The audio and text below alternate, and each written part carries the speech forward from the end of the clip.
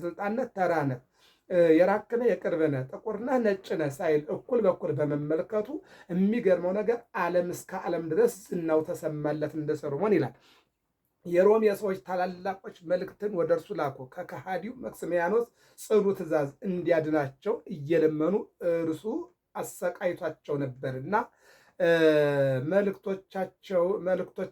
መልእክቶቻቸውን ሰብስበው ይልቁንም ጉዳታቸውንና የተገፉትን መገፋት በአባቱ አረማዊ ቢሆን በእናቱ አይሁዳዊ ክርስቲያን ነውና በደላችን ይሰማል። አንደኛ እግዚአብሔርን ትተን ጣዖትን እንድናመልክ ተገደናል። ቤተ ክርስቲያናችን ፈርሶ ቤተ ጣዖት ነግሶብናል። ማንነታችን ተረግጧል። እነሆ ተረስተናል። ስለዚህ የተቀደዱ መጻሕፍትን የተቃጠሉ መጻሕፍትን የተቆነጻጸሉትን አህድባቸው ጋር በደብዳቤ ጽፈው ወደ ንጉሡ ላኩለት ይላል። ሲልኩለት በአነበበው ጊዜ ስለደረሰባቸው መከራ እጅግ አዘነ ይላል።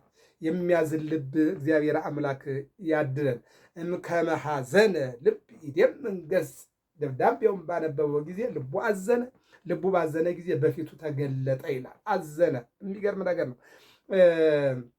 ያድናቸውም ዘንድ ምን እንደሚያደርግ በአደባባይ ተቀምጦ እያሰበ ሲያዝን እነሆ ከቀኑ በ6 ሰዓት በቀትር ጊዜ ኅብሩ እንደ ከዋክብት የሆነ መስቀል ታየው። በላዩም በዮናኒ ቋንቋ ኒኮስጣጣን ሶቀራጥስ ይላል። ኒቁስጣጣኑ ይላል የሚል ጽሑፍ አየ። ትርጓሜውም በዚህ ጠላትህን ድል ታደርጋለህ የሚል ነው። እዚህ ላይ የተነሳ ነው እንግዲህ ወደ ላይ በሮማይስጥ ቋንቋ የተጻፈው ሰቆጣጥስ ኒቁስጣጣኑ ወይም ኒኮስጣጣን ይላል። ወደ ግዕዝ ሲመለስ ወበዝንቱ ትምህርተ መስቀል ትመውፀረከ ነው። ወደ አማርኛ ስንመጣው በዚህ ጠላትህን ድል ታደርጋለህ ነው። በዚህ ትምህርተ መስቀል ጠላትህን ድል ታደርጋለህ። ለዚህ ነው ዛሬ ቅዱስ ጳውሎስ መስቀሉ ለማያምኑት ሞኝነት ለእኛ መድኃኒት ነው አለ። አንደኛ ቆሮንቶስ ምዕራፍ 1 ቁጥር 18፣ ቆላሲስ ምዕራፍ 1 18 ላይ ደግሞ በመስቀል ላይ ባፈሰሰው ደሙ በቆረሰው ስጋው ዓለም ዳነ ይላል። ኤፌሶን 2 ላይ ደግሞ ምን ይላል? በመስቀሉ ጥልን ገደለ ይላል። በመስቀሉ ጥልን ገደለ ይላል። ቆላሲስ ምዕራፍ 2 ላይ ደግሞ ምን ይላል? እነሆ መንገዳችን ይዞ የነበረውን 5500 ዘመን ሰይጣንን ዲያብሎስን እግዚአብሔር በመስቀል ላይ ኢየሱስ ክርስቶስ ተሰቅሎ ከመንገዳችን ላይ አስወገደው። ወደምሰሰ ለነ መጽሐፈ ዕዳን በሐሰት የተጻፈውን የዕዳ ደብዳቤ አዳም ገብሩ ለዲያብሎስ ሔዋን አመቱ ለዲያብሎስ ተብሎ የተጻፈውን የዕዳ ደብዳቤ በዮርዳኖስ ያለውን በጥምቀቱ በሲኦል ያለውን በስቅላቱ አፈረሰልን፣ አጠፋልን፣ ደመሰሰልን፣ አሟሟልን ይላል። ይህን ነው የሚለው። የመስቀሉን ብርሃን የፀሐይን ብርሃን ሲሸፍነው በአየ ጊዜ አደነቀ ይላል። ከቀኑ በ6 ሰዓት እንዴት አድርጌ ላድናቸው? ከመክስሚያኖስ ዲዮቅልጥያኖስ 2 ነገስታት ናቸው። የቆዩ ናቸው፣ የኖሩ ናቸው፣ ነባር ናቸው። ከነዚህ ነገስታት እንዴት ድል ላድርጋቸው ብሎ ከተማ መሃል አደባባይ ላይ ቁጭ ብሎ ሲያስብ በጸፍጸፈ ሰማይ ያየውን አወጣ። እንደገና ደግሞ ትክ ብሎ ሲመለከት የመስቀሉ ብርሃን የፀሐይን ብርሃን ሲሸፍነው ባየ ጊዜ አደነቀ። በላዩ ስለተጻፈውም አስቦ ለጭፍሮቹ አለቆችና ለመንግስቱ ታላላቅ ባለስልጣናት አሳያቸው ይላል። እነርሱም ቢሆኑ ይህ መስቀል ስለምን እንደተገለጠ አላወቁም ይላል። ለሁሉም አሳያቸው። ይህ እንዴት ነው ብሎ ሲያሳያቸው ግራ ገባቸው። ለምን እንደተገለጠ የምናውቀው ነገር የለም ይላል። ግብፅ ላይ እመቤታችን ድንግል ማርያም እነሆ ደብረ ምጥማቅ ላይ ከዛ ጉልላቱ ላይ ወርዳ ብርሃኗ ስታሳያቸው ለምን እንደተገለጠች ግራ ገብቷቸው ሰዎች ይጨነቁ ነበረ ይላል። ኢትዮጵያ ላይም ለምሳሌ ደብረ ሊባኖስ ብናድ የጻድቁ ተክለ ሃይማኖት የብርሃን ስጦታ የነ አቡነ አሮን የነ አባ ገሪማ የነዚህ ሁሉ ቅዱሳን የተለያየ ታሪክ አላቸው። የነ ዜና ማርቆስ ኢያሱ በሰማይ ፀሐይ እንዴት እንዳቆመው፣ ኤልያስ ዝናምን እንዴት እንዳቆመ እነዚህ ሁሉ ባለ ታሪኮች አቡነ አረጋዊ በ60 ክንድ ዘንዶ ወደ ደብረ ዳሞ እንዴት እንደወጣ አያችሁ። እግዚአብሔር አይምሩ ከበተሰባ እግዚአብሔር በጻድቁ እንደተገለጠ እወቁ። በሚወደው በሚያከብረው ንጉሥ፣ በሚወደው በሚያከብረው ጻድቅ፣ በሚወደው በሚያከብረው ሰማዕት፣ በሚወደው በሚያከብረው መልአክ እግዚአብሔር እንዴት እንደሚገለጥ ይላል። በዚያም ሌሊት የእግዚአብሔር መልአክ ለቆስጠንጢኖስ በራእይ ተገልጦ እንዲህ አለው፣ በቀኑ እኩሌታ በቀትር በአየኸው በዚያ መስቀል አምሳል ላንተ መልእክት አድርግ፣ በእርሱም ጠላትህን ድል ታደርጋለህ። አሁን ሌሊት መጣት። በነገራችን ላይ ለቅድስት እሌኒ መስቀሉን ለማውጣት ግራ በገባ ጊዜ ቅዱስ ሚካኤል እንጨቶችን ሰብስበሽ ደመራ ደምረሽ ዕጣን ጨምረሽ አቀጣጢ፣ ጭሱ ወደ ሰማይ ወጥቶ መስቀሉ ባለበት በተቀበረበት ቦታ ላይ ያርፋል። ያን ቦታ ቆፍረሽ መስቀሉን ታገኘዋለሽ ብሎ አመላክቷታል። ይህ መልአክ ነው መጣና በዚያም ሌሊት የእግዚአብሔር መልአክ ለቆስጠንጢኖስ በራእይ ተገልጦ እንዲህ አለው፣ በቀኑ እኩሌታ በቀትር በአየኸው በዚያ መስቀል አምሳል ላንተ ምልክት አድርግ፣ በእርሱም ጠላትህን ድል ታደርጋለህ አለ ይላል። ደስ አለው። ይህንን በፈረሱ ላይ አሁን ፈረስና በቅሎ ላይ ተመልከቱ። ልባብ ይባላል። ምን አለው? መስቀል አለው ማለት ነው። የፈረሱ ልባብ ላይ፣ የበቅሎ ልባብ ላይ፣ ጦሩ ላይ ምን አደረገ? መስቀል አደረገ። እንደገና ደግሞ የሮም ክርስቲያኖች ደግሞ ቆስጠንጢኖስ እንደሚመጣ ሲሰሙ ዘንባባ ይዘው መስቀል አድርገው መስቀል ያለበት ነጠላቸውን ጋቢያቸውን ለብሰው በግንባራቸው ላይ መስቀሉን ቅርጽ አድርገው ሲያበቁ ይጠብቁት ነበረ ይላል። እሱም ከእንቅልፉ በነቃ ጊዜ ልቡ ጸና። የወርቅ መስቀልም አሰርቶ በነገሰበት ዘውድ ላይ አደረገው። መኳንንቱንና ወታደሮቹን ጭፍሮቹን ሁሉ መስቀል ሰርተው በጦር መሳሪያ ላይ ያደርጉ ዘንድ አዘዛቸው። እነርሱም እንዳዘዛቸው አደረጉ ይላል።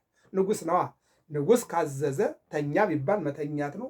ቁም ቢባል መቆም ነው። ሂድ ቢባል ሂድ ነው። ኑር ቢባል ይኖራል። ሙት ቢባል ይሞታል። ያ ነው እንግዲህ አዛዥ ስለሆነ ማለት ነው። የሚገርመው ነገር መልአኩ ቅዱስ ሚካኤል ያሳየው ትርጉምና የተነገረው በሰማይ ያየው መስቀልና ቅዱስ ሚካኤል የነገረው ትርጉም ደስ አሰኝቶት ከእንቅልፉ በነቃ ጊዜ ልቡ ጸና ይላል። አየው። የወርቅ መስቀልም አሰርቶ በነገሰበት ዘውድ ላይ አደረገው። በዘውዱ ላይ መኳንንቱንና ወታደሮቹን ጭፍሮቹን ሁሉ መስቀል ሰርተው በጦር መሳሪያቸው ላይ በበቅሎ በፈረስ ልባብ ላይ እንዲያደርጉ አዘዛቸው። ሁሉም ያላቸው አደረጉ ይላል። እግዚአብሔር አምላክ ያለንን ሁሉ እንድናደርግ የአምላካችን የእግዚአብሔር መልካም ፈቃዱ ይሆንልን። ይህም የሆነው በበራንጥያ በነገሰ በሰባተኛው ዓመት ነው። የሮሜን ሰዎች ከስቃያቸው ሊያድናቸው ሰራዊቱን ሰብስቦ ተነስቶ ወጣ።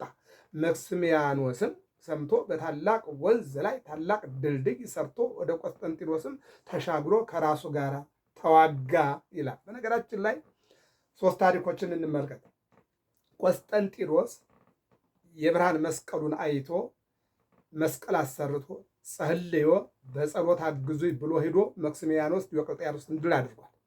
ወደ አጼ ምኒልክ ንድ አጼ ምኒልክ ህዝቡን ካህናቱን ጠርተው ሱባኤ አስይዘው የቅዱስ ጊዮርጊስን ጽላት ይዘው ወላዲተ አምላክን አሁን በጸሎት ያላገዘኝ ከኋላዬ ተከትሎ ኢጣሊያን የተባለ ክፉ እነሆ አብሮ ከኔ ጋር ሄዶ ያልዘመተና ያልወጋ አልምረውም ብለው ካህናቱን ይዘው ሊቃውንቱን ይዘው ምዕመናኑን ይዘው ጽላት ቅዱስ ጊዮርጊስን ቅዱስ ሚካኤልን ይዘው አድዋ ላይ ዘምተው ጣሊያንን ድል አድርገው ፋሽስቱን ከኢትዮጵያ የሞተው ሞቶ የተረፈው ሸሽቶ ወደ ሀገር እንዲገባ አድርገዋል። ሌላኛው ማን ነው? ጾመ ሕርቃል የተባለ ንጉሥ የጌታ መስቀል ፋርስ ባቢሎን ተማርኮ በሄደ ጊዜ የሚችል ከኔ ጋር እንዲዘምት የማይችል ከቤት ሆኖ እንዲጸልይ የክርስቶስ መስቀል ተማርኮ ሂዶ በአማንያን ተወስዶ የሚተኛ የማይጸልይ የማይዘምት የለም፣ ወላዲተ አምላክን ስም አልምረውም ብሎ ዘምቶ መስቀሉን የክርስቶስን መስቀል ከፋርስ ባቢሎን ማርኮ ወደ ኢየሩሳሌም ወስዷል ማለት ነው። ስለዚህ ቆስጠንጢኖስ በጸሎት የሚችል አብሮ እንዲከተለው የማይችል በቤት ሆኖ እንዲጸልይ አደረገና ዘመተ ይላል። ይህም የመስቀሉ ምልክት ቀድሞ በታየ ጊዜ የመክስሚያኖስ የዲዮቅልጥያኖስ ሰራዊት ድል ይሆኑ ነበር ይላል። መስቀሉ በታየ ጊዜ ይወድቁ ነበረ ሰራዊቱ የዲዮቅልጥያኖስ የመክስሚያኖስ ይወድቁ ነበር ይልና የቆስጠንጢኖስም ሰራዊት ከመክስምያኖስ ሰራዊት ብዙ ሰው ገደሉ።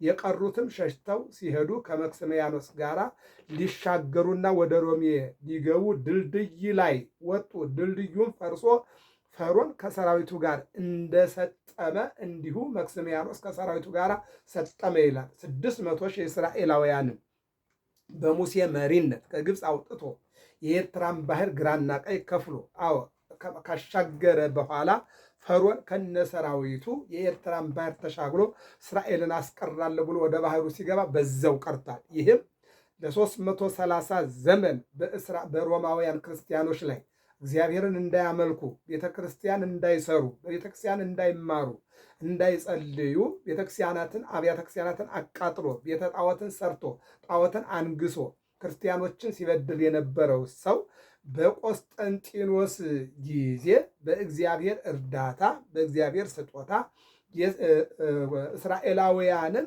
ይልቁንም የቆስጠንጢኖስን ሰራዊት እቃወምበታለሁኝ እገድልበታለሁ ብሎ የሰራው ድልድይ ላይ እሻገራለሁ ሲል ከነሰራዊቱ ሰጠመ። ሮማውያን ክርስቲያኖች ዘንባባቸውን መስቀላቸውን ይዘው ቆስጠንጢኖስ ሲገባ ተቀበሉት ይለናል።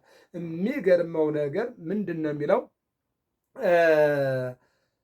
ቆስጠንጢኖስም ወደ ሮሜ ከተማ ሲገባ የሮሜ ሰዎች ከካህናት ጋር መብራቶቻቸውን ይዘው በዕንቁ የተሸለሙ አክሊሎቻቸውን ደፍተው እምቢልታ እየነፉ ተቀበሉት። የተማሩ ሊቃውንትም የከበረ መስቀልን ሲያመሰግኑት የሀገራችን መዳኛ ይሉት ነበር። ለከበረ መስቀልም 7 ቀን በዓል አደረጉ። ቆስጠንጢኖስ በዚያን ጊዜ ወደ ክርስትና አልመጣም ነበረ። በሰማይ ያየው መስቀል ቅዱስ ሚካኤል የነገረው ታሪክ ያንን ይዞ እነሆ ዲዮቅልጥያኖስ መክስሚያኖስን ድል አድርጎ ወደ ሮም ከተማ ሲገባ መስቀል ይዘው ካህናቱ ምዕመናን መስቀል ያለበት ነጠላ ለብሰው ይልቁንም የተመሳቀለ እንጨት ይዘው ሲጠብቁት ከልቡ ተመስጦ ክርስትናዬ ነው አለ ይላል። ቆስጠንጢኖስም ወደ ሮም ከተማ ሲገባ የሮም ሰዎች ካህናት መብራት ይዘው መስቀል ይዘው አልባሳት ለብሰው ተቀበሉት። ይልቁንም ድል ላደረገው አንድም ቆስጠንጢኖስ ጠላትን ድል ላደረገበት